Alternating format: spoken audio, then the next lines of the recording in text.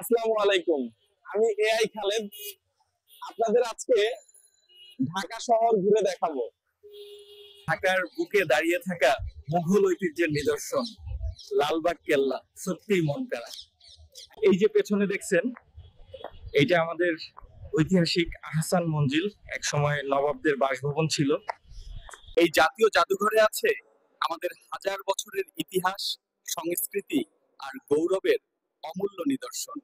সোনারগাঁওয়ের এই জাদুঘর গ্রাম বাংলার শিল্প, ঐতিহ্য আর অতীতকে চোখের সামনে এনে দেয়।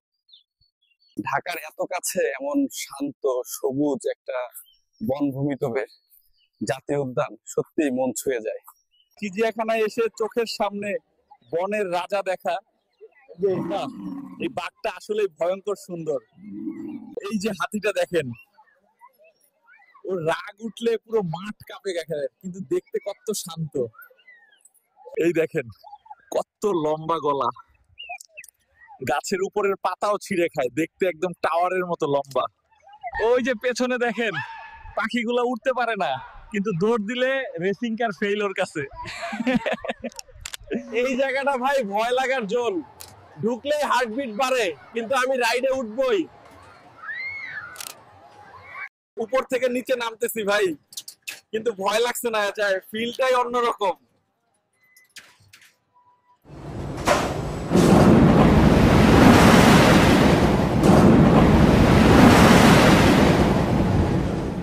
এত বাতাস আর মানুষের এত চিৎকার নেই, যা বলছি কিছুই শোনা যায় না। ভয়ে এখনো বুক কাঁপতাছে। চলেন সদরঘাট ঘুরে আসি। রিকশায় উঠছি, পেছনে বাস, সিএনজির এত হর্নের আওয়াজ, কানগুলা শেষ করে। সদরঘাটের এই জিনিসটা আমার সবচেয়ে বেশি ভালো লাগে, লঞ্চ গুলা কত সুন্দর দেখতে। চলেন নৌকা দিয়া বুড়িগঙ্গা ঘুরে আসি। দেখেন কত বড় লঞ্চ। ঢাকার শহর ঘোরার মজাই আলাদা।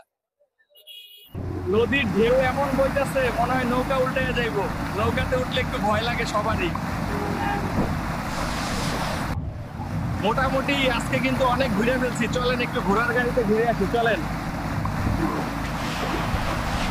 ঘোড়ার গাড়িতে ঘুরে দেখলে গঞ্জে মনে হয় ইতিহাসের ভিতর দিয়ে চলতেছি ভাই। আজকের মতো টাটা, বাই বাই।